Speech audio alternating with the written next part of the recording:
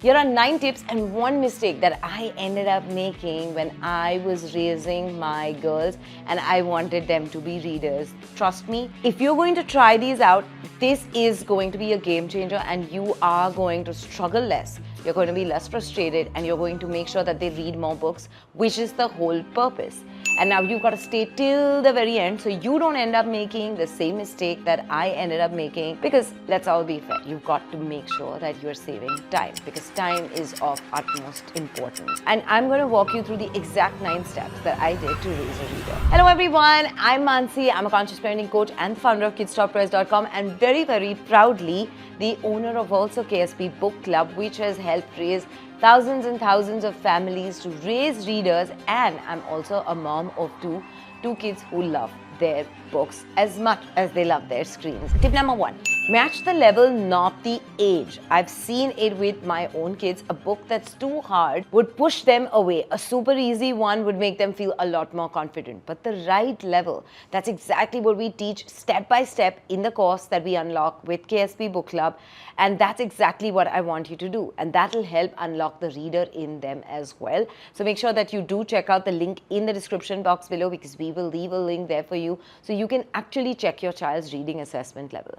Tip number 2, test levels above and below. Now, honestly, this little 2-grade rule has been such a game changer for me. It's the easiest way to figure out your child's reading comfort zone with reading, and trust me, it saves so much of the guessing. It saves so much time buying the wrong books. Here's how it works.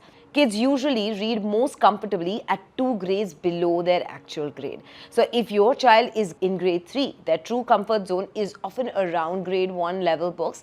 That's where reading feels easy, fun, confidence boosting, and not stressful or overwhelming. Once they're breezing through that level, you gently move up, and that's how you slowly unlock a strong, happy reader without the pressure. Tip number 3, keep books visible all the time. I've noticed this with my own kids. They pick what they see, whatever's right in front of them. A book sitting on a shelf, completely ignored. But the same book lying on the table, suddenly it seems like the most interesting thing ever. Tip number 4, start with books that feel like TV. I've seen this time and again work year after year, and reluctant readers warm up instantly to graphic novels which are filled with color, humor. It just makes reading feel so effortless. Tip number 5, let them choose the genre. Don't be stuck. The moment a story feels like something they picked up, something within them shifts. They come to it on their own. And you will see their eyes spark, because that's what their friends are reading. That's what they want to read. They feel the autonomy. They feel empowered, and that's the shift that you want in your child. Tip number 6, mix formats, whether it's audiobooks, physical books, or if your kids are old enough, even on the Kindle. After doing so many workshops with schools, parents, kids, educators, I realized that mixing formats has been very important, especially if you understand the different learner that your child can be. Their comprehension will get better. Listening is a very critical skill, and comprehension, which is listening comprehension, plays out a long way in their higher grade. And trust me, the excitement of a gadget coming into play, even if it's a phone, it's their laptop, whatever it may be, it just suddenly makes the book a lot more interesting. Now, tip number 7, here's a small 5-minute ritual that we need you to create. You don't need long reading sessions. Start with simple 5 minutes. That's all I'm asking you, because when it comes to reading rituals, consistency will always matter, no matter how long they read. Tip number 8, start with a series. When they get hooked onto a character, trust me, they'll finish the entire stack on their own. You won't have to constantly nudge them, please pad lo, please pad lo.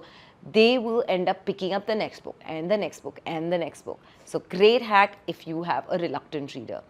Tip number 9, and of course at the end of this I'm going to share the big mistake that I ended up committing, but for that stay tuned.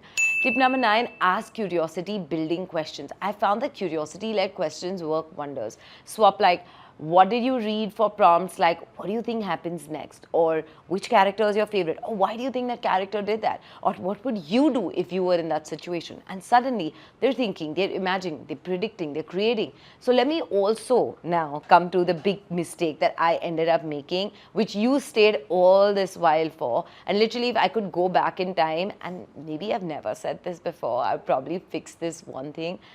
I bought books that I liked, not books that my child wanted to read, because I thought that was how it's supposed to be. It made me feel like I'm the one in control, I'm the one who is in the commanding seat, and it's only after I realized the conscious parenting dynamics, I realized that that's not how it's got to be. It's got to be all equal. And what did this make her feel while it made me feel really cool? It made her feel overwhelmed. It made reading feel like a chore, like homework. It slowed her progress so much, and I don't want you to go through that or your kids to ever go through that, that they drop the book and pick up the screens. Now, parent to parent, the right book at the right level changes everything. So stop pushing and start unlocking the reader within on their own. So if you want age-appropriate book lists curated by Indian and international authors, you want creative writing workshop videos, you want WhatsApp community access, and of course the most important club that gives you access to all of this is the KSP Book Club. I'll guide you step by step so you always know exactly what your child should read next. So let's begin and raise a reader together. And if you love this video, don't forget to subscribe and like this video. And of course, check out all the amazing links that we put in the description box below. For parenting tips, celebrity interviews, recipes, conversations with experts, DIYs, and lots more. Subscribe to Kids Talk Press now.